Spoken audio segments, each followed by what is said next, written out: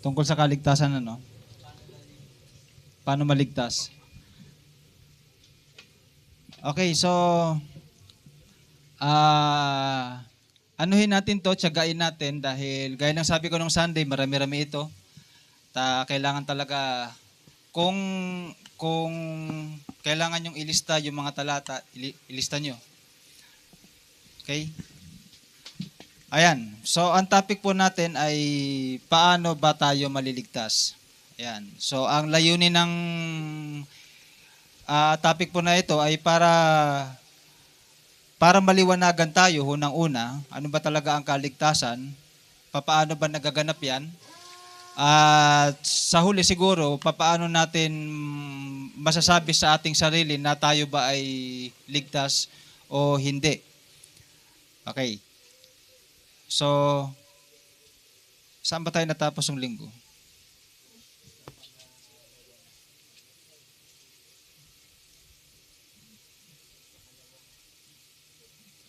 Tama ba na pag-usapan ba natin nung linggo yung puot ng Diyos?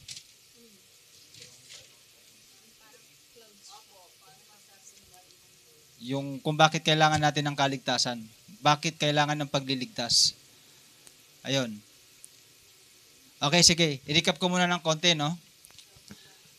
Etong topic na to ay napakahalaga dahil patungkol ito sa pagliligtas ng ating kaluluwa. Okay? So may mahalagang tanong ang mga alagad. Ang sabi sa Mateo, chapter 19, verse 25 hanggang 26, doon nakasulat itong tanong na ito, ang sabi ng mga alagad, kung ganun, Panginoon, sino po ang maliligtas? That was the question. Ang sagot ng Panginoon, hindi ito magagawa ng tao, ngunit magagawa ng Diyos ang lahat ng bagay. So dito, na pag-usapan natin na ang salvation ay possible lang sa pamamagitan ng magagawa ng Diyos. Is not something that we can do sa ating sarili, kaya hindi tayo nagpapaka-Diyos to earn salvation. Ginagawa natin to dahil we believe that we are already saved. Naniniwala tayo na ligtas na tayo, kaya ginagawa natin itong mga bagay na to. Hindi natin to ginagawa, yung pagsisimba, pananalangin, pag-aaral ng salita ng Diyos, to earn salvation, dahil walang maka-earn ng salvation. Ang sabi ng Bible, Romans chapter 6, verse 23, it is a free gift of God. Ito ay libreng kaloob, libreng regalo ng Diyos. Yan. So, ibig sabihin, hindi sa atin ang ating pagliligtas. So, nag-come up tayo doon sa question, bakit kailangan ang kaligtasan? Okay? So, yung unang punto natin ay dahil sa puot ng Diyos. Kailangan tayong maligtas mula sa puot ng Diyos. Basahin nga natin yung Romans chapter 5, verse 9. Yamang sa pamamagitan ng kanyang dugo, tayo ngayon ay napawalang sala, lalong tiyak na maliligtas tayo sa puot ng Diyos. Ayun, Romans 5 verse 9, no? Yamang maliligtas tayo mula sa galit o sa puot ng Diyos. Mangaligtas tayo sa galit ng Diyos sa pamamagitan niya. Sino yung niya? Ni Kristo. So doon tayo nililigtas ng Diyos na una para hindi natin maranasan yung puot ng Diyos. Okay? Dahil according sa Bible, sa gospel teaching, yun yung pagbubuhos ng Diyos ng kanyang galit. Yun yung time ng kanyang paghuhukom sa tao. I-judge niya ang mundo sa pamamagitan ng pagbubuhos ng kanyang galit sa mundo. So by reference sa Old Testament, ang Diyos, pinatikim niya ng kapiraso yung kanyang galit sa mga Israel. Nagalit siya, 20,000 ang namatay. Sa isang galit lang yun. 20,000 ang namatay. Glimpse lang yun ng puot ng Diyos, yung wrath of God. Okay? Ano ba nangyari nun? Bumuka yung lupa. Maraming nahulog doon sa lupa. Kaya pinapakita ng Diyos na una, hindi niya tinotolerate ang mga kasalanan. Pangalawa, ang Diyos ay hindi naaabuso. Kapag umabuso ka sa Diyos, may kalalagyan ka. That's for sure. Dahil maraming history, maraming pattern sa history, mababasa natin sa Bible, ang Diyos, nagpaparusa siya ng tao at hindi siya nagtotolerate ng kasalanan.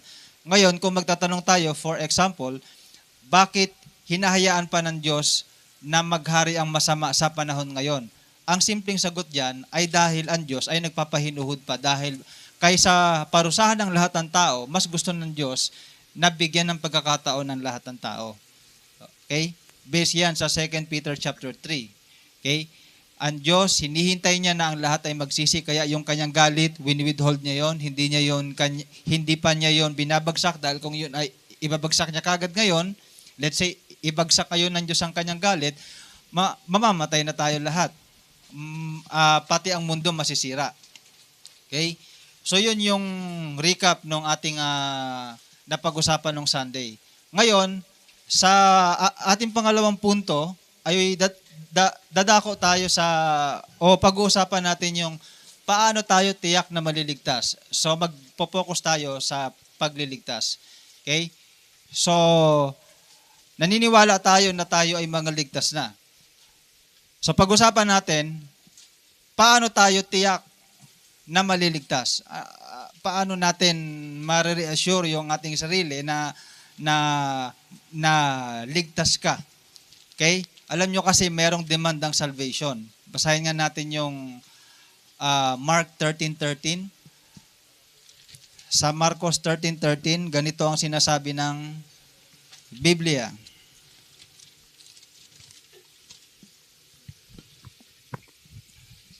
Kapupuotan kayo ng lahat dahil sa pagsunod sa akin. Ngunit ang mananatiling matatag hanggang sa wakas ang siyang maliligtas. Ayun. Yun ang sabi, no? Ang mananatiling tapat hanggang wakas ang siyang maliligtas. Marahil naniniwala ka na ligtas ka ngayon, but the question is, kaya mo bang i-preserve ang salvation mo until the end? Okay? So, umpisa tayo, no? Medyo bibilisan ko lang ng konti ito. May talata sa Biblia na mapapaisip tayo patungkol sa ating kaligtasan. Saan yun? Sa 1 Peter chapter 4, verse 18. So, ito kasi kapag ka nabasa natin, parang mapaparating ka patungkol sa iyong salvation. Okay? So, sige. 1 Peter 4:18. Tulad ng sinasabi ng kasulatan, kung ang taong matuwid ay napakahirap maligtas, ano kaya ang kahihinatnan ng mga makasalanan at hindi kumikilala sa Diyos? Ayon, kung ang taong matuwid ay napakahirap ng maligtas, ano pa kaya ang kahinatnan ng mga taong hindi kumikilala sa Diyos o ng mga taong makasalanan? So yan ang sabi ng Biblia. Ito yung talata sa Bible na mapapaisip ka patungkol sa iyong salvation. Isa na tayong matuwid, pero tayo ay hirap pa ring maligtas. Okay? So para maintindihan natin ang context nito, ang pinapatungkulan dito ni Apostol Pedro ay ang mga Kristiyano na nagtitiis ng hirap alang-alang kay Kristo. Okay? So, dahil kinakailangan ng pagtitiis, yung iba hindi makatiis, they give up on their faith. Isa yon sa mga dahilan kung bakit ang iba ay maaaring mahirapan maligtas. Dahil kapag ka nakaranas ng hirap sa pananampalatayang ito, ay ginigive up nila. So, mas pinipili ng iba yung comfort kaysa ipaglaban yung pananampalatayang tinanggap nila na ikaliligtasanan ng kaluluwa. Okay? Tandaan nyo, maraming talata sa Biblia na nagsasabi na even your family, pwede mong makalaban. Pwede mong makaaway. Pwede mong maka-against with just because of your faith. Okay? Ang sabi ng Panginoong Hesus sa Matthew chapter 10, wag niyong akalain na dumating ako na ang dala ko ay kapayapaan, kundi tabak. Diba? Kaya ang sabi doon, ang dala niya ay tabak, ano magiging epekto nun? Magre-resulta yon, pakihanap ka ng talata na yon sa chapter 10. Magre-resulta yon na yung members of the family sila ay magkakaroon ng hidwaan, magkakaroon ng mga division dahil sa pananampalataya kay Christ. So kung mag-iisip ka, halimbawa, mas pipiliin mong mahalin ng pamilya. Halimbawa, no, mas pipiliin mong mahalin ng pamilya, ah, pa, tapos kaysa doon sa pananampalataya, anong pipiliin mo? Pananampalataya o yung pamilya? Diba? Minsan talaga humaharap sa ganon. Eh, bakit ba nagkakaroon ng ganon? Kasi nga,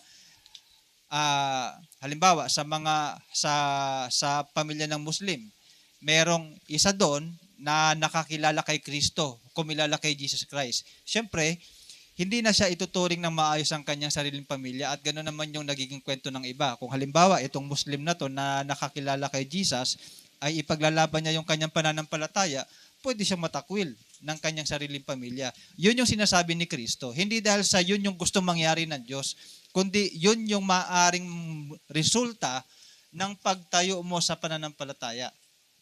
Nakita mo na? Sa verse 34 po. Sige. Huwag ninyong isiping na parito ako upang magdala ng kapayapaan sa lupa. Naparito. Hello. Naparito ako upang magdala ng tabak, hindi kapayapaan. Tuloy lang. Naparito ako upang paglabanin ang anak na lalaki at ang kanyang ama, ang ama na babae at ang kanyang ina, at ang manugang na babae at ang kanyang biyanang babae. At Ayun. Okay na yan. So, ang nagsasalita diyan ay si Kristo mismo. Ang sabi niya, naparito ako upang paggawayan ang ama sa anak, ang ina sa anak, parang ganon. So, yung members of the family ay magkakaroon ng pag-away-away dahil lang dumating si Kristo. Okay? Nagkaroon ng parang pagkakaiba-iba ng paniniwala at pananampalataya. Okay? Now, the point is, kung piliin mo ang pananampalataya, ikaliligtas mo. Pero, may cause. Ano yung cause? Maaring magalit sa'yo ang family mo, ma-disappoint sa'yo kasi pinili mo yung aral ng Panginoong Yesus kaysa sa sinasabi nila. Okay? Minsan kasi may mga tao na gusto nila kung ano yung paniniwala nila, eto rin yung paniniwala mo. So, para magkasundo tayo, dapat parehas tayo ng paniniwala. Di ba merong ganon? So, yun. Wala. Kung yun yung cause ng ating pagsunod sa Diyos, tanggapin natin. Amen? So dito sa pinapag-usapan natin, bakit may mga tao na mahirap maligtas? Okay? Tingnan pa natin itong mga context. Ang pinapatungkulan ni Apostol Pedro ay ang mga Kristiyano na nagtitiis ng hirap alang-alang kay Kristo. Sa atin kasi, kinakailangan na magtiis tayo ng mga naniniwala na sa Panginoon para mapanatili natin yung gusto ng Panginoon na ating kilos o pag-uugali as a member of this church, as member of His body. Okay? So, tingnan natin. Hindi lang tayo basta Christian, pero dinedemand tayo ng Panginoon according sa 1 Timothy chapter 3 verse 15. Dinedemand tayo ng Panginoon na mag-ugali tayong naaayon sa bahay ng Diyos. Ayan, sige, pakibasa muna. 1 Timothy 3:15. upang kung hindi man ako makarating agad, ay malaman mo kung ano ang dapat na maging ugali ng mga tao sa sambahayan ng Diyos na buhay, sa iglesia na haligi at sa liga ng katotohanan. Ayun. Ang sabi ni Pablo,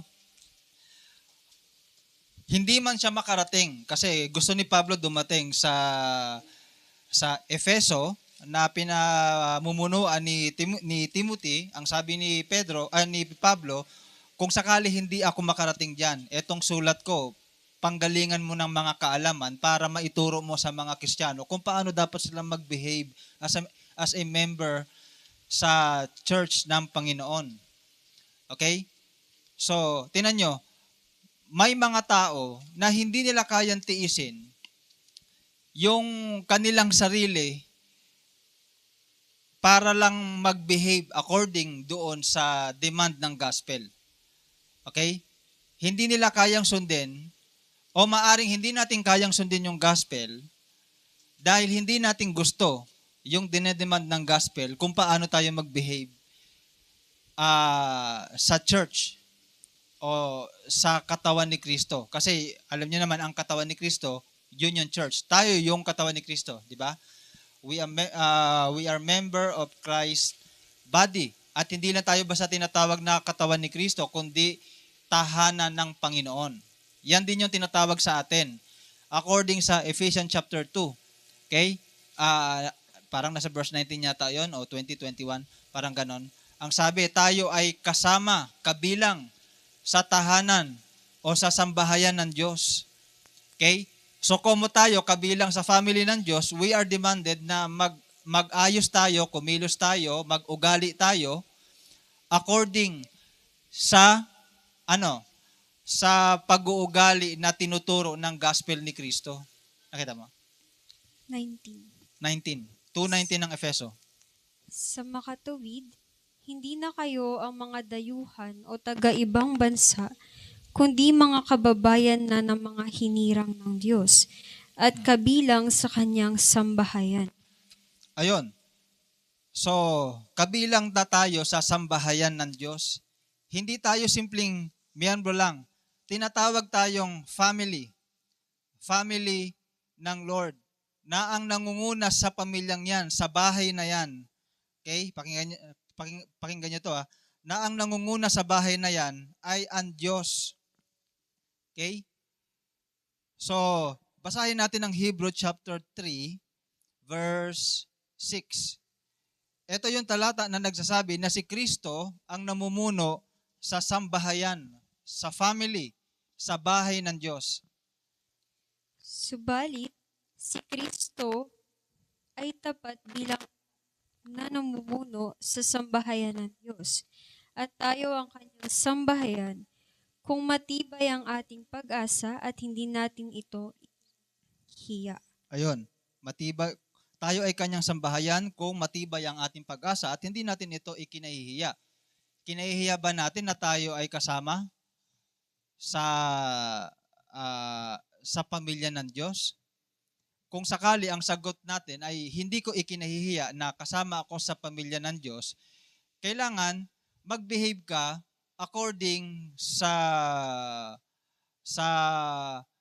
rules ng bahay ng Diyos. May mga rules yan eh. May mga yan eh, may mga batas diyan para sa kaayusan. Okay? Hindi yan basta naging miyembro ka lang, okay, pwede mo nang gawin ang lahat ng gusto mong gawin. Hindi yan ganon.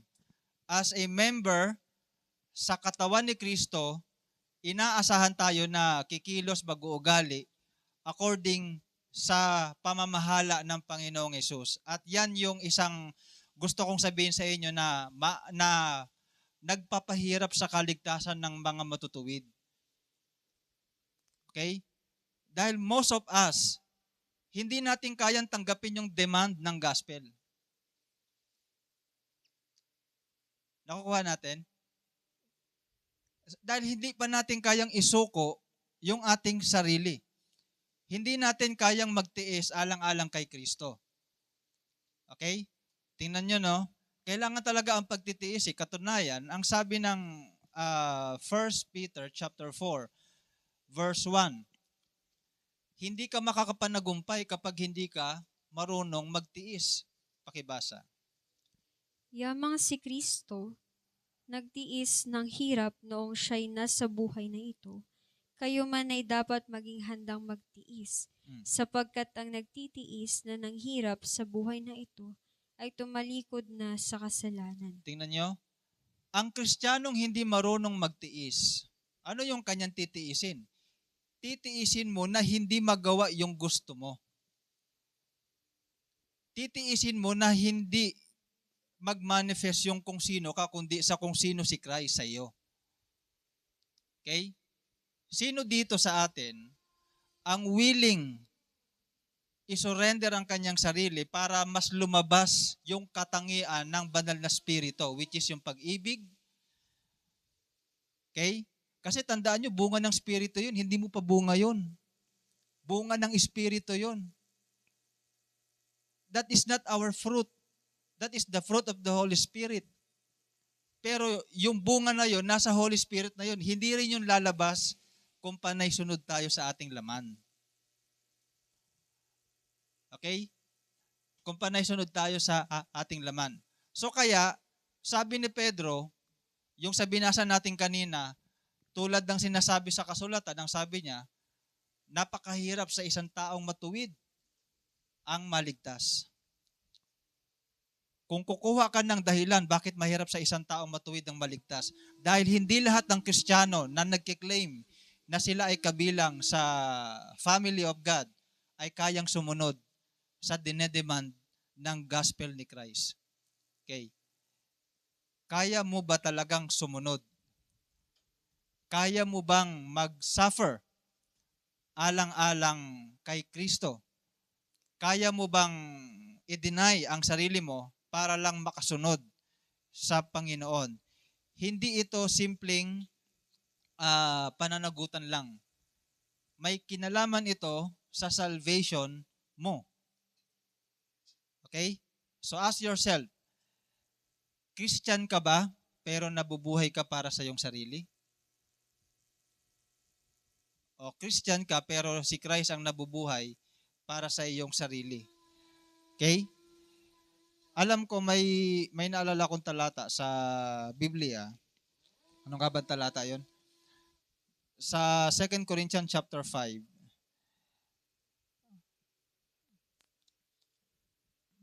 Sa 15. 2 Corinthians 5:15. Namatay siya para sa lahat, upang ang mga nabubuhay ngayon ay huwag nang mabuhay para sa sarili. Ayon. Sabi ng Biblia, namatay siya para sa lahat para ang mga nabubuhay ngayon ay hindi na mabuhay para sa kanyang sarili, kundi mabuhay na para kay Kristo, na siyang namatay para sa atin. Yan ay demand din ng gospel. So sino sa atin, alang-alang sa kaligtasan mo, gusto mong maligtas, gusto mong makapasok sa langit, kaya mo bang sundin yung ganong klaseng demand? Medyo mataas-taas yung ganong klaseng demand. At hindi yun simpleng bagay lang. Kaya kailangan dito sa kaligtasan natin. Kasi ito gusto ko sabihin, napaka-crucial nito sa atin dahil buhay pa tayo. Matagal na tayong Christian. Ang daming dahilan para ma-deceive tayo. Ang daming factor para tayo'y manghina sa pananampalataya and eventually malayo tayo sa Lord. Okay? Kaya tayong mga nabubuhay pa hanggang ngayon, matagal na tayong Christian, tayo yung dapat na sobrang nag-iingat. Sabi ko nga one time, mapalad pa yung taong nakakilala kay Kristo tapos namatay. Di ba? Mapalad pa yung taong nakakilala kay Kristo tapos namatay. Kasi tayong mga nakakarinig ng ganitong ng mga turo ng Panginoon, inaatasan tayo na mag-aral, mag-discover, mag-aral, mag-study ng will of God.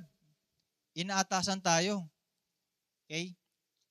So may mga Kristiyano na mahirap baligtas dahil hindi nila kayang isapamuhay ang tamang pag-uugali na tinuturo sa gospel ni Christ. Kaya yung mga apostol, nung nagtuturo po sila, mahigpit na tinuturo nila sa lahat ng kapatiran sa buong mundo nung nagtuturo pa sila, especially si Pablo, na wag silang hihiwalay sa turo ni Kristo. Okay? Bakit?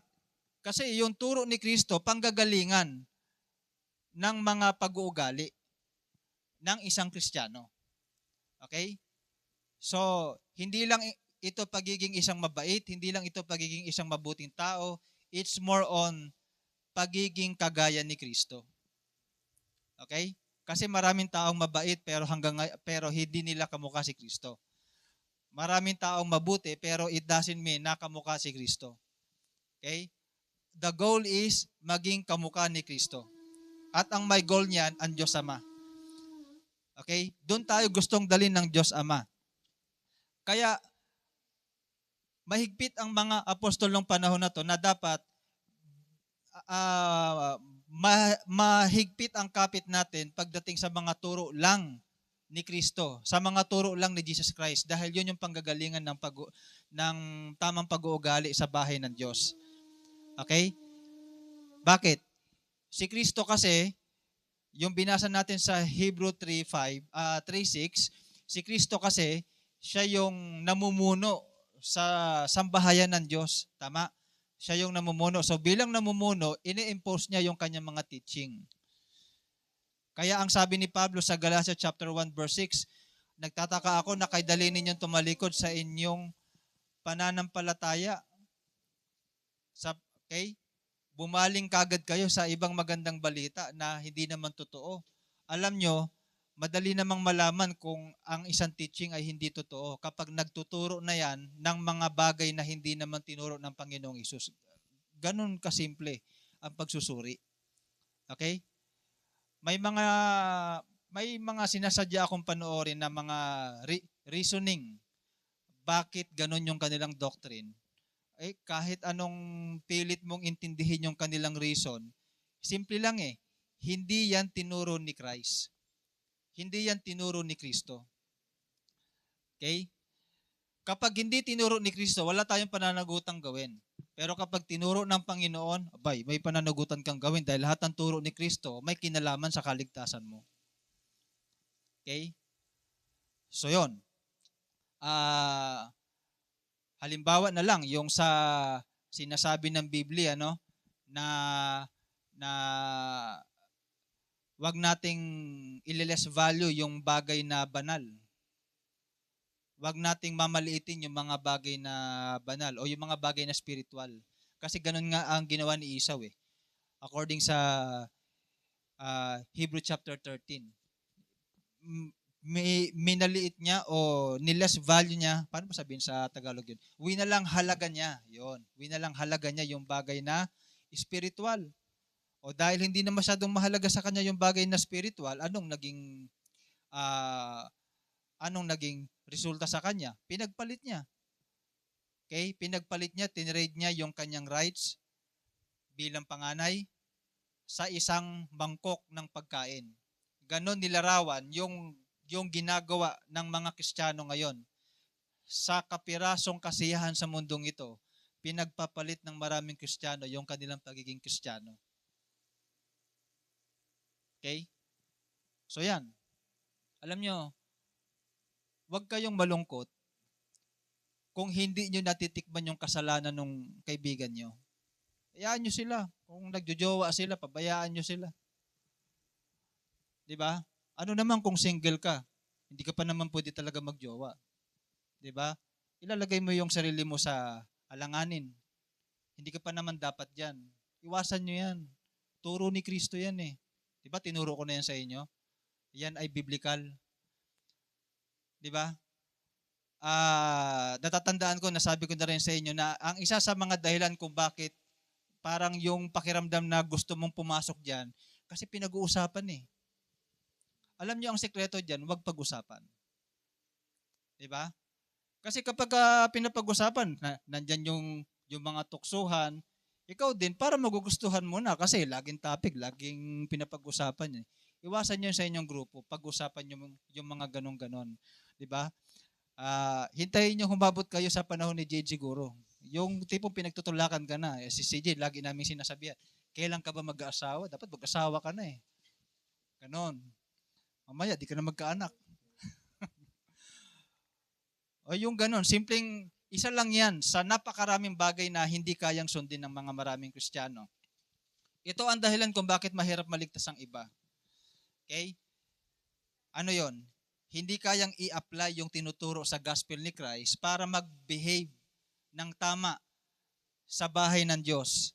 Kaya ito yung nagsisilbing dahilan bakit mahirap sa iba ang maligtas. To the point na kakasuway natin sa mga turo ni Kristo, kakasuway natin, okay? Nasasanay tayo sa pagsuway. Nasasanay tayong sumusuway ngayon, 'di ba? Nasasanay tayo ngayon kapag kasanay ka ng sumuway sa mga utos ng Diyos, ano na mangyayari nun? Mawawalang halaga na sa iyo yung mga turo ni Kristo. Madali na lang suwayin yung iba. Okay? Kung talagang seryoso tayo sa kaligtasang ito, dapat sumunod tayo sa mga aral ng Panginoong Hesus nang walang labis at walang kulang. Ang Kristiyanong hindi nag-uugali ng nararapat sa bahay ng Diyos ay maaaring dumaan sa kahirapan ng kanyang pagliligtas. Hindi naman natin sinasabing hindi siya maliligtas. Pero mahihirapan ka, magiging masalimuot ang kaligtasan sa isang Kristiyanong ayaw magtiis. 'Di ba? Sabi ko nga sa inyo yung hindi mo lang sundin yung urge ng iyong laman, tiisin na yun eh. Yung urge ng laman, yung gusto mo ng laman, gusto mo ng kasalanan, gusto mo ng mga makamundong gawain, urge ng katawan yun eh. 'Di ba? Pero titiisin mo para bigyan daan yung kabanalang pamumuhay. Okay? So, tandaan nyo, mula sa mga apostol ng Panginoong Yesus, matututunan natin yung mga prinsipyo ng tamang pagsunod sa Diyos. Kagaya ng sinasabi ni Pablo sa mga Kristiyano sa 1 Corinthians 11 verse 1. Kasi hindi lang ito basta tinuro ni Kristo, isinapamuhay ito ng kanyang mga alagad. So maliban sa turo ni Kristo, meron pa tayong isang reference. Paano ba nabuhay yung mga alagad ni Kristo noong panahon na yun? Para meron tayong dapat tularan. Pakibasa. Tularan ninyo ako gaya ng pagtulad ko kay Kristo. Ayon. Sabi ni Pablo, tularan ninyo ako kagaya ng pagtulad ko kay Kristo. Okay? O, tingnan nyo, hindi to basta simpleng pakiusap lang eh, na sinasabi ni Pablo na imitate me as I imitate Christ. Hindi yun simpleng statement. Yun ay demand ni Pablo. Katunayang demand yan para sa lahat ng mga church.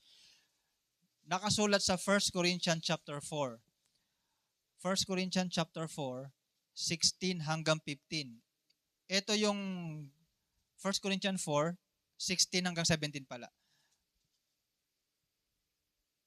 Kaya't isinasamo ko sa inyo, tularan ninyo ako. Dahil dito, pinapunta ko riyan si Timoteo, ang aking minamahal at tapat na anak sa Panginoon. Ipapaalala niya sa inyo ang mga patakaran ko sa buhay sa pagsunod kay Jesus. Ang mga patakaran ding iyon ang itinuturo ko sa bawat iglesia sa lahat ng dako. Ayon. Sabi ni Pablo, ang mga patakarang ito ay itinuturo niya o yung mga patakaran niya o mga prinsipyo niya sa kung paano niya sinusunod si Kristo. Gusto niya i-imitate ng lahat ng mga Kristiyano na kanyang tinuturuan. Since part tayo ng ministry ni Paul, okay? Parte tayo ng ministry ni Paul. Kailangan tingnan natin din si Pablo paano siya sumunod kay Kristo. Okay? Gawin din natin siyang example. Dahil marami siyang tinuturo kung paano magbe-behave ang mga Kristiyano sa bahay ng Diyos. Okay? Bakit mahalaga 'yon? Kasi nga may babala si Pedro. Ano yung babala niya?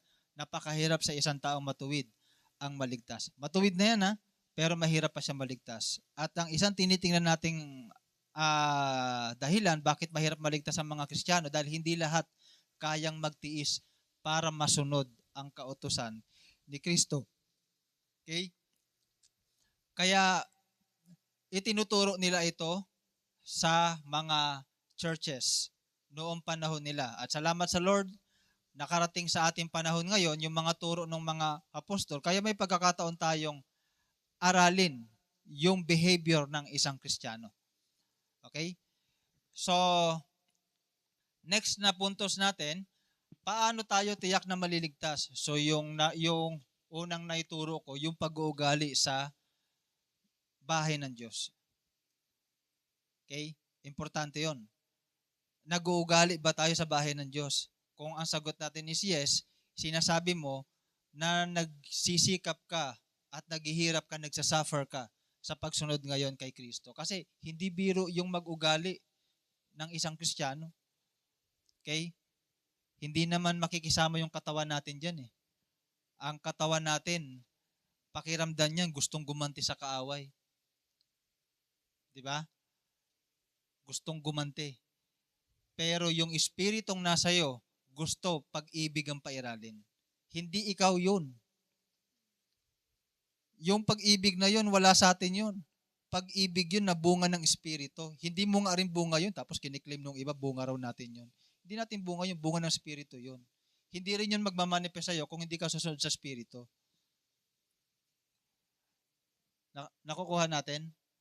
Ang bunga natin na hahanapin ng Diyos sa atin is yung pagsunod sa kanyang kalooban, yung mabuting gawa. mabuting gawa na pagsunod sa kanyang kalooban. Pero ibang bagay na yan. Paano tayo tiyak na maliligtas? Okay? Ito yung isang natin. Kailangan, maliban sa pag-uugali o sa tamang pag-uugali sa bahay ng Diyos, maging tunay ka na anak ng Diyos. Yan. Nilagyan ko ng tunay na anak ng Diyos dahil hindi lahat na nagsasabing anak ako ng Diyos ay anak talaga sila ng Diyos. Now, ituturo ko sa inyo, kahit ipit na yung oras ko, mukhang hindi ko pa rin matatapos ito. Mukhang mag-a-adjust yung mga magpipreach siya.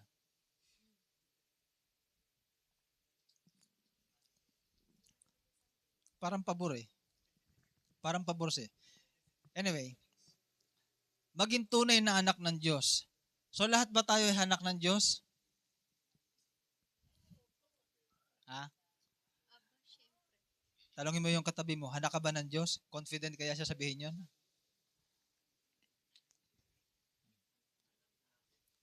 Anak ka ng Diyos o anak ka ng nanay mo? Ha? Bakit parang masama ang tabas na?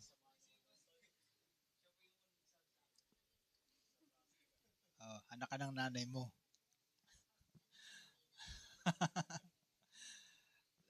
Lahat nga ba talaga ng tao ay anak ng Diyos? Ang sagot ay hindi. Okay? Tingnan natin ang sinasabi ng Biblia sa John chapter 8, verse 39 hanggang 47. So, hindi na muna natin basahin yan dahil napakahaba niyan. Ito ay isang, argument ni Jesus versus yung mga Pariseo. Nagtatalo baga sila dito. Ano yung pinag-uusapan nila? Yung pagiging anak ng Diyos at yung pagiging anak ng Diablo. Yun yung kanilang pinag-uusapan. Kiniklaim ng mga Hudyo na kausap ni Kristo. Sabi nila, anak sila ng Diyos. Basahin mo nga yung verse 39. Sumagot sila, si Abraham ang aming ama. Sinabi sa kanila ni Jesus, kung kayo'y tunay na mga anak ni Abraham, gagawin sana ninyo ang kanyang ginawa. Ayun, tapos talong ka sa 41. Ang ginagawa ninyo'y tulad ng ginagawa ng inyong ama. Ayun. So, meron silang sinabi dyan, ang sabi nila, kiniklaim nila na anak sila ni Abraham. And then suddenly, kiniklaim nila na anak sila ng Diyos. Okay? So, sabi nila sa verse 41, ang ginagawa ninyo ay tulad ng ginagawa ng inyong ama. Sumagot sila, hindi kami mga anak sa labas. Iisa ang aming ama, ang sabi nila, ang Diyos. Sa makatuwid, pinaglalaban nila kay Kristo, kaharap nila si Kristo, sabi nila, anak kami ng Diyos kasi galing kami sa lahi ni Abraham. Yun yung sabi nila. Totoo na galing sila sa lahi ni Abraham. Okay? Pero hindi ibig sabihin na anak sila ni amang Abraham. Okay? Tingnan nyo to Hindi naman kasinungalingan na galing sila sa lahi ni Abraham. Totoo yun na galing sila sa lahi ni Abraham. According sa genealogy. Parang ganito. Lahat naman tayo galing sa Diyos. Tama? Tingnan nyo yung paghahambing, no? Lahat tayo galing sa Diyos. Eto sila, yung mga Hudyong kausap ni Kristo, galing kay Abraham. Pero ang sabi ni Kristo, kung talagang si Abraham ang ama nyo, naghahanap ng confirmation Tama? So, yung sinasabi nilang ama namin si Abraham, ang kaya lang nilang patunayan, in a sense, galing kami ron. O parang ganito, maraming tao. Lahat tayo anak ng Diyos kasi lahat tayo galing dun O tama yon. Hindi mo pwedeng tutulan yon. Pero, kung maghahanap tayo ng patunay, kinikilala ka ba? Kung halimbawa, buhay lang si Abraham noong panahon na yon, kikilalanin ka kaya niyang anak? O kikilalanin kaya niyang anak yung mga Hudyong kausap ni Kristo? Palagay ko hindi Kasi, ang sabi ni Kristo, kung babasahin natin ito ng buo, ganito yung kanilang pag-uusap. Sabi ni Kristo, kung talagang ama nyo si Abraham, bakit hindi nyo ginagawa ang ginagawa niya? Sa makatuwid, mayroong katibayan para malaman mo na talagang anak niya o siya'y anak ng Diyos o anak ni Abraham? Madali lang. Kung anong ginagawa ni Abraham, ginagawa din niya. Yun yung batayan. Kay Kristo ang batayan, kung ano yung ama, ganun din yung anak. Hindi ni Kristo batayan yung galing kabaron. Nakukuha niyo? Hindi yun ang batayan kasi sa simpleng pag-iisip ng tao, ganun ang batayan. Ako ng tatay ko, bakit? Galing ako sa kanya eh. Yun yung mentality ng tao. Pero yung kaisipan ng Diyos, iba. Okay? Hindi katibayan yung, hindi pwedeng sabihin sa harap ng Diyos sa kanyang kaisipan na tatay mo yan kasi galing ka sa kanya. Sa Diyos, hindi ganun ang basihan. Ang basihan, kagaya ka ba niya? Okay? Katulad ka ba niya? Kasi ang question ni Christ, kung talagang si Abraham ang inyong ama, bakit hindi ninyo ginagawa ang inyong ginagawa? At sinabi din niya yan pagdating sa Diyos. Di ba? Ang sabi niya sa verse 42, sabi ni Jesus, kung talagang ang Diyos ang inyong ama, inibig sana ninyo ako, sapagkat ang Diyos, sa Diyos ako nang galing. Bakit sinabi ni Kristo na kung ang Diyos ang inyong ama, iniibig sana ninyo ako? Ang sabi niya. Bakit? Kasi yung ama, iniibig si Kristo, di ba? Ngayon, kung yung ama minamahal si Kristo, dapat lahat ng kumikilala kay Kristo, minamahal din siya. Sa ganun, masasabi mo, ang Diyos Ama ay talagang iyong ama. Nakukuha niyo ba? Sa makatuwid, ganito, ang katibayan ng pagiging anak at ama is yung ginagawa mo ba ang ginagawa niya. O ngayon, meron na tayong batayan, meron na tayong basihan. Malinaw ba? Okay naman, malinaw. O ngayon, nag-a-assume naman ako na talagang natututunan na natin ang salita ng Diyos. Siguro naman, siguro naman, di ba? Kilala nyo na kahit papaano ang ama. Kilala na natin kahit papaano yung ama. Tingnan mo na lang sarili mo. Nagre-reflect ba yung karakter niya sa'yo? Ginagawa mo ba ang ginagawa niya? Ang ama, hindi nakikita. Tama? Pero kapag ginawa mo ang gawain ng iyong ama, parang nakita na rin nila yung ama sa pamamagitan mo. 'Di ba? Sabi nung mga halagad sa John chapter 14. Si Tomas, sabi ni Kristo kasi, pupunta ako sa ama. Kayo, hindi pa kayo makakapunta doon, pero balang araw makakapunta rin kayo doon. Ang sabi ni Kristo. Sumagot si Tomas, Panginoon, hindi pa nga ninyo sa amin pinapakilala ang inyong ama eh. Ang sagot ni Kristo ganito, ang tagal nyo na akong kasama hanggang ngayon, hindi nyo pa rin ako kilala.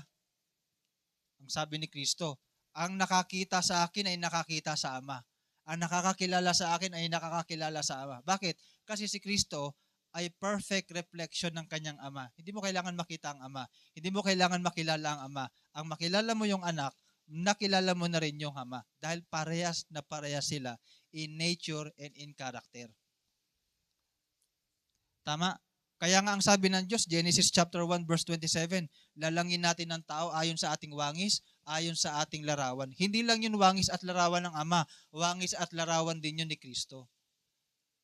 Okay? According sa kanilang wangis, nilalang tayo. O kaya sabi ni Kristo, kung nakilala ninyo ako, nakikilala na ninyo ang Ama. Nakukuha nyo? O kaya dito natin malalaman ngayon. Marahil naniniwala tayo at pwede tayong manindigan na kagaya ng mga Hudyong ito na ang Diyos ang ating Ama. Ngunit maaari din naman na mangyari na baka sinasabi mo lang na ganon. Kasi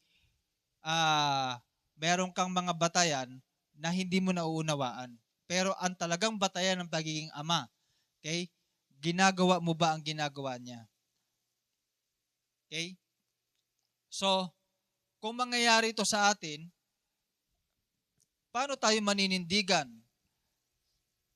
sa katotohanan na tayo ba ay tunay na anak ng Diyos? Paano mo yun papanindigan? Saan tayo magsisimula? Okay? So, ito. magsisimula tayo sa mga salita ng Panginoong Hesus. Okay? Magsisimula tayo sa salita ng Panginoong Hesus. Si Kristo kasi ang magsasabi kung ikaw ay anak o kung ikaw ay anak ng dyablo. Sa Juan 5:30, chapter 5, verse 30 ng Juan. Wala akong magagawa sa sarili ko lamang. Humahatol ako ayon sa sinasabi ng aking ama, kaya't matuwid ang hatol ko. Hindi ang sarili kong kalooban ang aking sinusunod, kundi ang kalooban ng nagsugo sa akin. Ayun, tingnan nyo to, no? Si Kristo, pagka nagsalita, absolute truth ang kanyang sinasabi. Bakit? Kasi hindi siya nagsasalita sa kanyang sarili. Nagsasalita siya sa kung ano lang yung sinasabi sa kanya ng Ama. Kaya, kung pupunta tayo sa John chapter 8, verse 34, ang sabi ni Kristo, ang dyablo ang inyong ama. Ibig sabihin, totoo yun. Hindi siya naninira lang. Okay? Anong katuwiran ni Kristo? Bakit niya sinasabing ang dyablo ang inyong ama? Tingnan natin ano. Sabi niya sa verse 44, ang dyablo ang inyong ama. Bakit? Dahil ang kagustuhan niya ang inyong ginagawa. Noon pa may mamamatay tao na siya.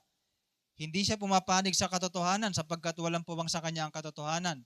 Likas sa kanya ang kasinungalingan sapagkat siya'y talagang sinungaling at siya ang ama ng kasinungalingan. Pag itong mga katangian na ito ay nakikita sa atin, lalo yung kasinungalingan, ibig sabihin, hindi ka anak ng Diyos. Diba? Pero pwede mong i-claim, anak ako ng Diyos kasi tinanggap ko si Kristo eh. Ibig sabihin, akala mo lang tinanggap mo si Kristo, pero ang totoo, hindi pa pala. So no wonder kung bakit pala parang walang internal changes sa puso. 'Di ba? Kasi hindi naman natin madadaya kung talaga bang tinanggap ba natin talaga si Kristo o hindi. Magkakaroon ng pagbabago sa puso eh. Anyway, so yun yung mga kadahilanan kung bakit sinasabi ni Kristo na ang dyablo ang kanilang ama. Kasi nga hindi sila pumapanig sa katotohanan, nagsasalita sila ng kasinungalingan, at ang ginagawa nila ay yung ginagawa ng kanilang ama. Bumubulong pa nga yan eh. Di ba sa awit 36 verse 1? Bumubulong yung tukso ng kasamaan sa puso ng masasama. Bumubulong. Ang bubulungan lang niya yung anak niya eh. Yung pusong masama. Okay? Pero tayo, kung tayo ay anak ng Diyos, nakikita sa atin yung ebidensya. Sa makatuwid, hindi basehan yung dahil galing ka sa Diyos. Dahil ang Diyos ang lumikha sa iyo. Kasi ganun yung hisip ng iba eh. Galing naman tayo lahat sa Diyos eh. Anak tayo ng Diyos. Pero hindi. Ang tamang batayan ng pagiging anak ng Diyos, ginagawa mo yung ginagawa ng Diyos. Minamahal ng Diyos si Kristo, minamahal din natin si Kristo. Okay? Ang Diyos ay nagpapatawad din tayo. Ang sabi sa Matthew chapter 5, be perfect as your Father in heaven is perfect. Tama? First Peter chapter 1 verse 16, be holy as your Father in heaven is holy. Di ba? Meron din talata sa Bible na nagsasabi, maging mahabagin kayo dahil ang Diyos ay mahabagin. Sa makatuwid, tayo ay maging kung sino siya. Ganon ang pagiging anak ng Diyos. So intindihan po natin yung pagiging batayan ng pagiging tunay na anak ng Diyos. Ganon ang tunay na maging anak ng Diyos. Kung sino yung ama ay makita sa atin. Okay?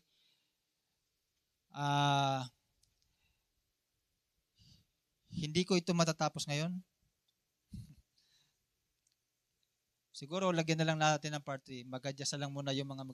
Sino ba sana next week? Ikaw ba?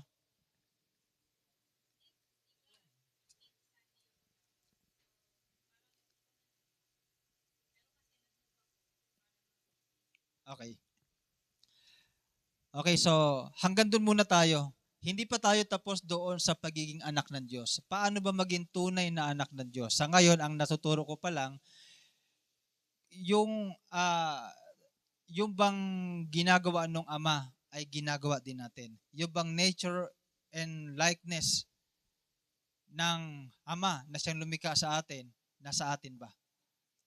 Yun yung pagtitiyak mo sa iyong sarili. Ang ang pagiging Kristiyano ay pagiging kagaya ni Kristo. Tandaan niyo po yan. Ang pagiging Kristiyano ay pagiging kagaya ni Kristo. Si Kristo hindi sumuko. E di dapat hindi rin tayo sumuko. Kahit gaano pa kahirap yung ating danasin sa ating paglilingkod sa Lord. Okay? So, meron pang sinasabi sa Biblia na ang anak ng Diyos ay nakikinig ng aral ng Diyos. Yan. So, maraming batayan ng pagiging anak ng Diyos. Isa lang ito. Sa mga susunod, pag-aralan natin yung John chapter 1 verse 12. Ano ba nakasulat doon?